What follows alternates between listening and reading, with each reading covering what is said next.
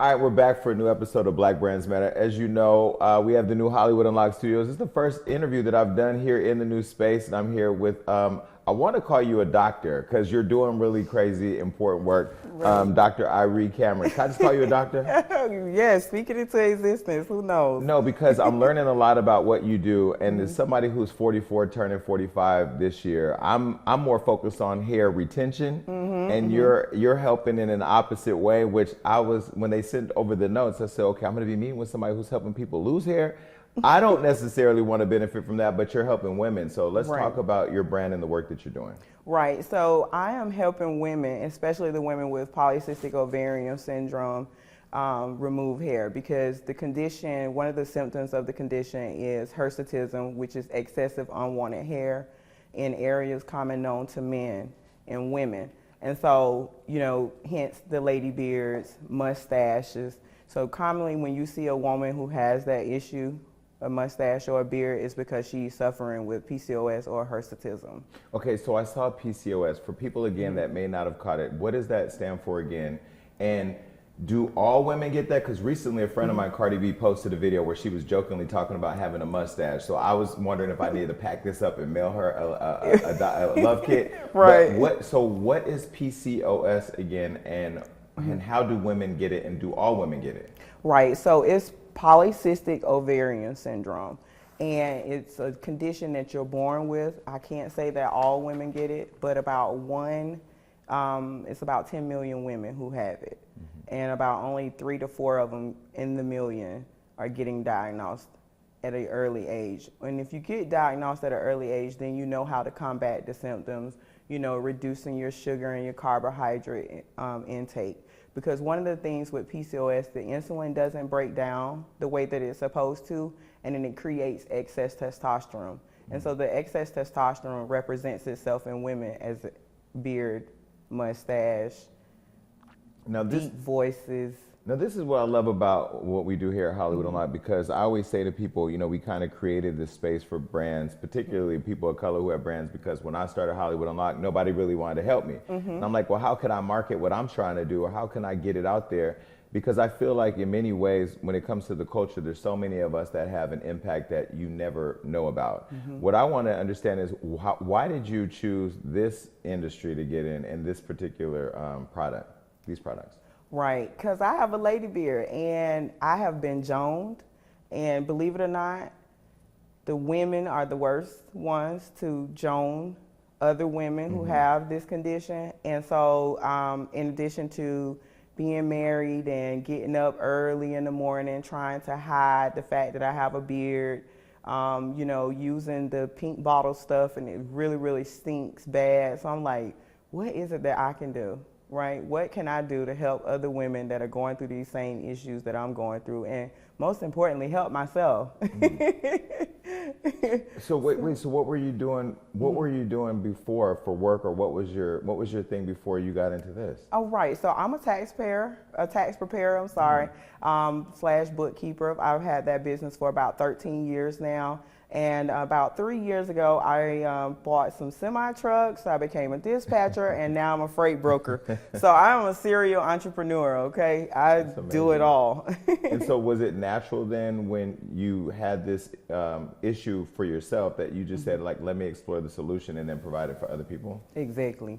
So do you market all women? Is it women of color? Is the product? It's all women. Okay. All women. It's all women who have this condition, who have the excessive hair. Okay, so right now, before we get deeper into the products and the lane that you're in, let's talk about just you and your background. There's a lot of women watching who I think in the middle of COVID are trying to figure out how to pivot away from either the 9-to-5 they no longer want or the 9-to-5 that they lost. What is the process that you went through in identifying that, you know, while you were a 9-to-5er, you also were this serial entrepreneur that wanted to, you know, take that leap of faith to jump into her dreams? Right. So being bicultural, you know, from Jamaica, everybody's an entrepreneur in Jamaica, right? And so I grew up with an entrepreneur as a dad. He owned multiple properties in Jacksonville, Florida. So I kind of always knew how to work for myself. I knew that that was bred into me. My auntie in Jamaica, she owns a kerosene and gas station. So I've just been around nothing but entrepreneurs my entire life. And so how I came about, I started doing taxes on the side. It was just like a side gig. And then I saw that there was a niche for people needing to understand. See, a lot of people can read, but they don't know how to interpret and execute. And so I have a great way of interpreting and executing what I read. And so that's how I was able to find a niche in me helping people with their taxes, understanding their tax situations a lot better, understanding that it's necessary for you to have your bookkeeping and your financials up to par when you start your business. Don't wait until, you know, the business grow, then you try to backtrack and put everything together. So I'm a good advocate on that, you know, just making sure that you start your business right the first time. Mm-hmm. And then, so to go through that, become successful in that, helping other people, and then leave from that, or take a leap from that into becoming an entrepreneur. Because I'll tell you, one of the biggest fears I had before I started Hollywood Unlocked was just it's a eat what you kill kind of thing. You know, you eat when you do something, when you make something. So like, how did you overcome the fear of losing that comfort of having that check every 2 weeks into jumping into something that you're passionate about? Well, it was because I was doing taxes on a seasonal basis, and I saw the money that I was making on a seasonal basis and saying, okay, how can I turn this into something longevity? And then having a 9 to 5 during tax season, and I need to service my clients, it just didn't work because I would lose clientele if I was sitting at my 9 to 5. So me wanting to get each and every client I could, right? Because I only got 3 to 4 months to try to maximize, you know, my potential in the tax industry. So I would, you know, find myself calling out from work, missing work, not giving my 100% that I needed to. And so one day I just, listen, this is so crazy, it's the truth. I left the job, I said I quit. Me and my sister, we both were working, it was at Bank of America in the foreclosure review department. And I said, I quit, I can't do this no more. I quit. Yeah, it was like 3 people calling me, oh, I need to see you for my taxes. What time can you be there? Oh, I go to work at 5. I'm like, I get off at 5. And so I actually quit, left my keys on the desk. And just walked out. Walked out. And so I had to call my sister, can you bring my car keys? I haven't looked back since. That was But don't you feel like that was like the greatest gift you gave to yourself? Because now you have the freedom over your own life to do what you're passionate about. Yes, I do. Now, the only other thing that can be a little trying being self-employed is when you go to buy a house. Oh, yeah, because you have to show the paperwork and, yeah. It's devastating. I'm right now going through that process, trying to close on 6 acres. Wish me luck. February 2nd. Oh, no, is I my got date. somebody that can help you with that. Okay. No, she's one of our clients, too. See, that's why we have to create this whole network of net worth that people have, you know, very expansive relationships that can help us get everything that we need. Right. I want to ask you your business model, because I was out last night with the owner of Fashion Nova. He's really perfected using influencer marketing, and I know you've used influencer marketing. Right. How has that impacted your business? I love it. That's the way to go. Especially influence marketing, and the ones that actually use the product, not the ones that just want to, you know, get Post it your for a money. check. Right, post for a check. But the ones that actually use the product and believe in the purpose, for at least for my brand, believe in the purpose, those are the ones that I've seen have taken me far. Are women, when women use your products, and then I want to get into the actual products, when women use your products, what feedback do they give you? Do you have a connection with your audience? Oh my God, it don't smell. Oh my God, it doesn't smell. Let me let you try. It doesn't smell. And you know, if you open up the pink bottle, the whole room. No, it doesn't. The whole room. No, it doesn't smell. Okay, let's talk about the products real quick. Okay. Break down each of, okay. All right. Now, I love my beard, so I'm going to wipe this on this paper. Right. Where your wrist at? Wait, but then I'll have a patch. Okay, I'm gonna rub it right here because this hair can go. But you're helping out this brand because we're building. I'm gonna rub it right here because this one whisker that's just hanging here got Well, no, you wouldn't rub it in like that. So you'll actually glaze it like a donut. So it would be on I just lost a lot of weight, so I don't even know what eating a donut looks like these days. Okay, No, do I rub it in like that? No, you don't even rub it in. You actually just put it on like glazing like a donut or And a just cake. leave it there? Yes, like frosting on a cake. Okay. Yeah, so you would put enough on. Okay, so break down these products. So Okay. where do we start and where do we end up Right. to be hairless? Right, to be hairless. So I have the hair removal cream. If you just want the cream alone, like I say, you can use this cream 10 to 12 minutes. You put it on and you rub it with a warm cloth and it comes off. The hair comes off. Simple as that. That's it? That's it. Okay. Just like the pink bottle stuff.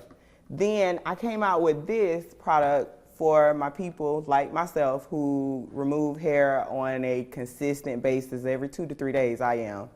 And so what it does is, see, when you use a depilatory cream, it has a lot of hydrochloride in it. And so that hydrochloride will break down your skin, cause different pigmentation, dry skin and stuff. So I was like, what can I do to help us continue to remain hairless, but also protect and re-moisturize our skin? So I came out with this 3-step kit. It comes with a soothing aloe gel in the first step. And so you'll lay that down as a protectant for the skin. So that way when you put the depilatory cream on, it doesn't penetrate the skin so much as it will the hair, because that's what we really wanted to target, is the hair, not the skin. So we put that down first, then we use the depilatory cream, and then the third step is a moisturizer growth inhibitor. So it has some tocopherol acetate in there. That is what stops your hair from growing. So it slows down your hair growth cycle. And So then it removes the hair, slows down the regrowth, and then does it eliminate it? moisturize. Yes, the growth inhibitor. All right, wow. And so in the third step, it also has the allantonin and the vitamin E in it. So we can put those nutrients back in the skin that possibly could have been removed with the depilatory cream. So that's why I love the 3-step, and it's one of my best sellers because, you know, especially for, like I say, for people who constantly removing their hair, you want to do something to bring that moisture back. And every time I go to the esthetician or other women who, you know, shave, or they always say, yeah, my esthetician say I'm dry. So I made sure I had a moisturizer. Now with the shave gels and shave creams, I chose to use in my shave creams because I wanted them to be different. And the way that I could do that is I added CBD in them. So I'm getting some flack with advertising. Why though? Because the CBD community is really, that's a big deal now. Right, but Instagram and Facebook don't like it. Okay. They don't like it. And If you promote that the products have CBD in them. Right, so you have to say hemp and then you can't have a plant on it.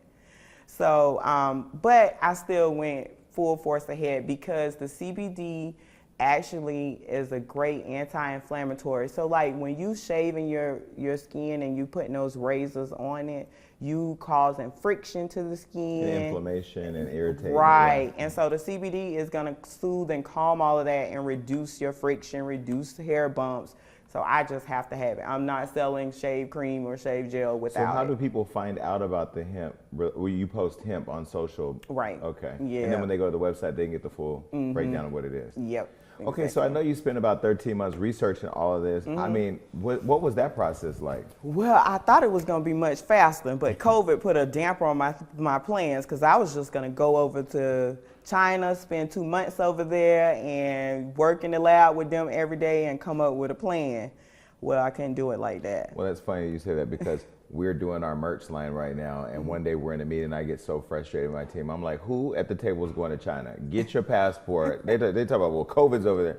That you're going to have to go battle COVID because it really is hard building a brand like this from dealing with people over there. Right. Language barriers, time barriers. Yes. You know what I had to do? I went to, you know, like the seafood stores, and, you know, they kind of ran by the Chinese. So I went in there and I befriended the lady. And then she translated for you? She translates for me. That was smart. Yeah, I had to get, because I'm like, I don't understand. We didn't think about that. I was talking to one of my distributors. I'm like, I just don't understand, but I got something for that. And I went right over there and I said, can you help me, please? And so I spent some time in Korea, and I kind of know a little Hangul and stuff like that, but it wasn't enough to help me out. That was smart. So that's what I did. But I'm looking forward to going over there with them. I have some more things in the works, you know, for my men's line, and so it would have been a lot sooner, you know, like I said, if I could just took a 2-month sabbatical over there, but It took me 13 months, So- trial and error, FedEx, back and forth. No, it's a headache. I tell you, anybody out there that's trying to start or build a company, do your research, find out your vendors, spend the right time finding the right people, and find go to the fish market. I wish I would have thought about that, and I feel like I'm pretty smart, but I was so frustrated because you feel like you're banging your head against the wall because on your mind you have your creative process, then you have your timeline. Then you have cost. When I could have just went to a fish market, I don't even know where to find a fish market. We got to find a fish market.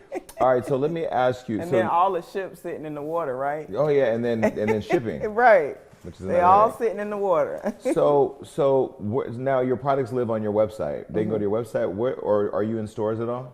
Nope, not yet. Are you? Is that your goal? That's my goal. How can you help me? You know what? I don't know where distribution works. I feel like this should be like in Sephora or something somewhere, right? Yes. Sephora, Dillard's, that's what I'm hoping for. Okay, I may know somebody that can connect you. Let me talk to her. Talk to me really quick about your ideas for men. Like what is your thoughts on how this type of product can help us? Right. So I have a 5-blade razor, and then of course I have the CBD shave gel for men, and then I also have the shave cream and the shave balm. So you'll use the shave cream to, before you razor, and then the shave balm is like an after shave, but it's more for moisture because that's the problem with the pigmentation and the hair bumps and just the ingrowns and the dry skin and the scaliness is moisture. So I'm trying to make sure men and women teach their men that they need to re-moisturize their skin. So I have the combo pack coming out really, really soon for them. And then, like I said, I have the 4-blade razors. And what I love the most about this, and all for everybody watching, is it really is for us, by us. When we talk about supporting the black dollar or the support of the black dollar, I feel like we should be circulating among our own people. Right. So I think it's amazing. All right, so where do people go to get the products and learn more about you? www.remaininghairless.com.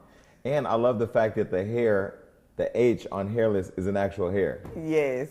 Just like when I did Hollywood Unlocked, the U was a lock. People are like, is that it? I'm like, it's a lock. Get it? Hollywood.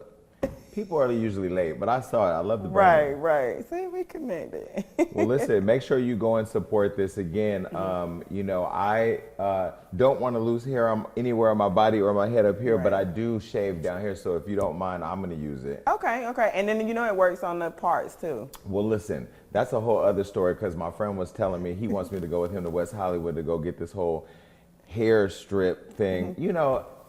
Manscaping is a private process, y'all. Right. I'm going to do that in privacy because then you won't be able to see this video because it'll get banned. See, in September, you'll be able to fly to Atlanta and come to my spa. I'm going to have a shave spa. Are you really? Yes, so you'll be able to get wax, shave. Wait, so is this it's for men and women? Men and women. So this will be one place. There's no place like this in the whole United States. Okay, so you got the products, you got all the distribution. Now you're going to open up a shave spa. Right. What else is next? How could I forget about my tweezers? So the tweezers have hand file grips on the inside of them. So if you're a plucker, right, you'll know that when you pluck and it hurts, and sometimes you'll pluck and then you'll miss the hair. So what I did was I made sure that they have hand file grips on the inside so that the hair slides in there, and when you pull, then it grasps the hair. And so these have been selling great for me too because they're twofold. So the women who wear lace fronts and wigs, they have to pluck their frontals and stuff. And so they can use these without slipping. They pluck away. They feel more durable too because the ones I have are really flimsy. Right. Yeah. Those seem more durable. Yes, they are. So what made you come up with? So there's different sizes of them. Different sizes because you have so you have this one here. That's more for eyebrows. Eyebrows and ingrown hairs. Okay. This is really, really good for ingrown hairs, blackheads, pulling out blackheads. The estheticians love it. And then you have your brows. This is for your brows. And then it's slant, so if you're on the curved part, you can do that. And then I have the shaping scissors. See, now I don't know what those are for, but I use those to cut my nose hair. That too. Right? Right, that too. And then I made sure that they were angled, so that way when you're doing your brow, it has that natural angle in it to cut. So yeah, the tweezers are great. I don't know how I missed the tweezers. They love the tweezers. Wait, do I get to keep some of these products? Yes, I got you a goodie bag. Okay, good. Okay. You know, you need to figure out like the Dr. Pimple Popper. The Doctor Who. You know how they have Pimple Popper, the woman who goes and pops all the pimples? I didn't. You never seen it? Oh yeah. You seen it? It's nasty. Right. I'll tell you about it off camera. Okay, Go check it out right now. The website's right here. Get into it.